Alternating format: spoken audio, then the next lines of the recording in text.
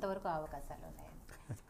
ఇక ఈ ఈక్వేషన్లు అన్నీ చూస్తే మొదటి నుంచి చెప్తున్న అంశం ఒక్కటే, ఇద్దరు అభ్యర్థులతో పోలిస్తే మేము బెస్ట్, దాంట్లో ఏమాత్రం సందేహం లేదు.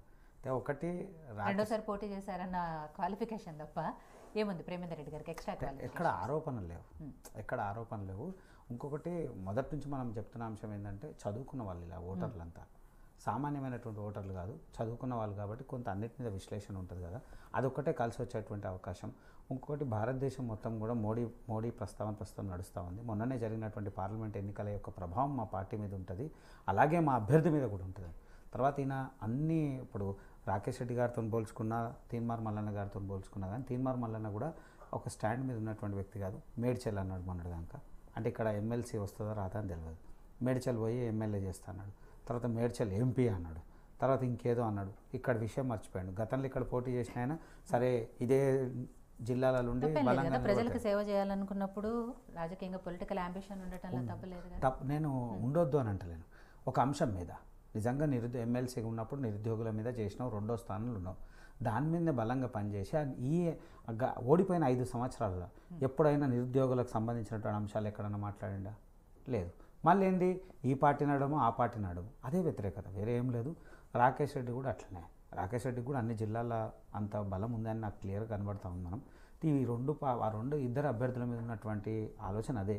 ప్రేమేందర్ రెడ్డి గారికి అలాంటి ఆరోపణలు ఏమి లేవు, అంటే అవినీతి చేసిన ఆరోపణలు లేవు, జిల్లాల పరిచయాలు లేవు, భారతీయ జనతా పార్టీ మీద ఉంది, రాష్ట్ర స్థాయిలో ఉన్నటువంటి వ్యక్తి, అందరు గుర్తుపట్టేటువంటి వ్యక్తి, అన్నింటినీ అర్థం చేసుకున్నటువంటి వ్యక్తిత్వం కలిగినటువంటి వ్యక్తి, విద్యార్థి సమస్యల మీద నిలబడతాడు, ఖచ్చితంగా మాట్లాడతాడనేటువంటి ఆలోచన అందరికీ ఉంది.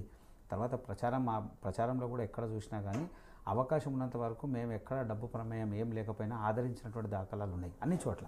ఎక్కడ మీటింగ్ పెట్టినా కానీ స్వచ్ఛందంగా వచ్చిన వాళ్ళు ఉన్నారు, స్వచ్ఛందంగా. బీజేపీకి సంబంధించిన పెద్ద నాయకులు ఎవరైనా ప్రచారం చేశారు ప్రేమేందర్ రెడ్డి గారి తరఫున? ఎందుకంటే బీఆర్ఎస్కి అయితే కేటీఆర్ గారు లాంటి వాళ్ళు ప్రచారం చేస్తున్నారు, అండ్ కాంగ్రెస్ పార్టీకి సంబంధించి కూడా చాలా మంది పెద్ద నాయకులు, అండ్ ఆ నియోజకవర్గాలు వాళ్ళే ఎక్కువ మంది ఎమ్మెల్యేలు ఉన్నారు కాబట్టి వాళ్ళకి ఎలాగో కలిసి జాతీయ స్థాయి నుంచి వచ్చినటువంటి నాయకులు ఎవరు చేయలేదు. ఇక్కడ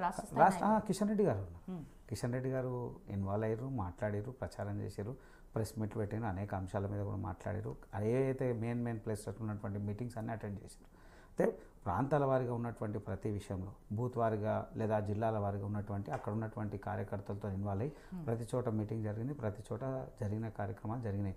అవన్నీ కలిసి వచ్చేటువంటి అంశాలు ఉన్నాయి. ఖచ్చితంగా మేమైతే అనుకుంటున్నాం 4వ స్థానం నుంచి మొదటి స్థానంకి వస్తున్నామని 100% ఉంది. సరే, రేపు జరగబోయేటువంటి 4-5 రోజులు 5వ తారీఖు పెద్ద దూరం లేదు, తప్పకుండా గెలుస్తాం. ఈ అభ్యర్థులతో పోలిస్తే మా అభ్యర్థి బలమైనటువంటి అభ్యర్థి.